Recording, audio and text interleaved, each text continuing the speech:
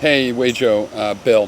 First of all, on handles, I want to call people by whatever they want to be called by, but then again, a big part of me is sort of like, well, whatever you created your account name as, that's what you want to be called by. Because, if I call you Bill, there's a lot of Bills on here, and people won't be able to know who I'm talking about unless they also happen to know your name's Bill. So I don't mean to be impersonal or unfriendly when I call you by the name you've chosen, weyjoh. But hello, Bill. Also, I don't want to get stuck assuming that there's too much of a dialectical conflict between you and me. I don't really feel that. I think that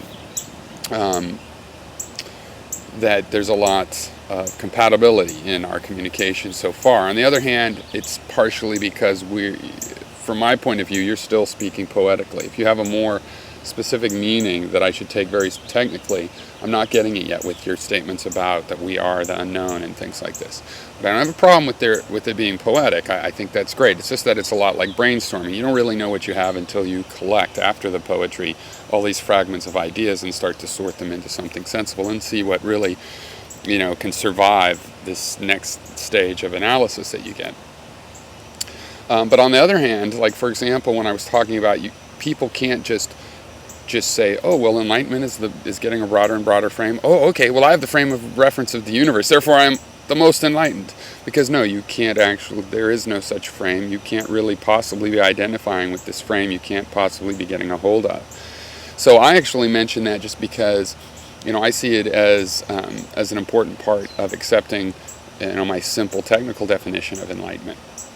Another thing is, I believe people need to learn things in steps. If somebody's just living in a regular old fantasy world, they probably need to become more objective.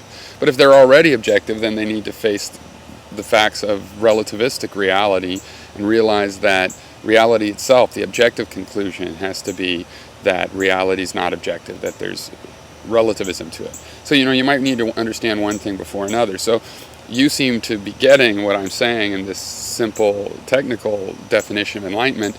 And, I want to admit to people that start to see the definition, whether they fully accept it or not, that, I'm not really saying there's only one possible definition of enlightenment.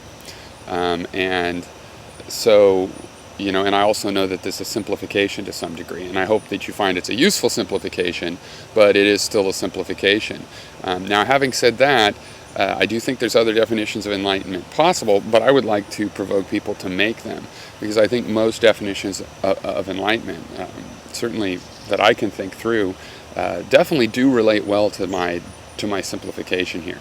Mostly when we talk about being enlightened, we can see that what's claiming can be understood in terms of your sense of personal identity with a particular reference frame, an identity as a part of some whole.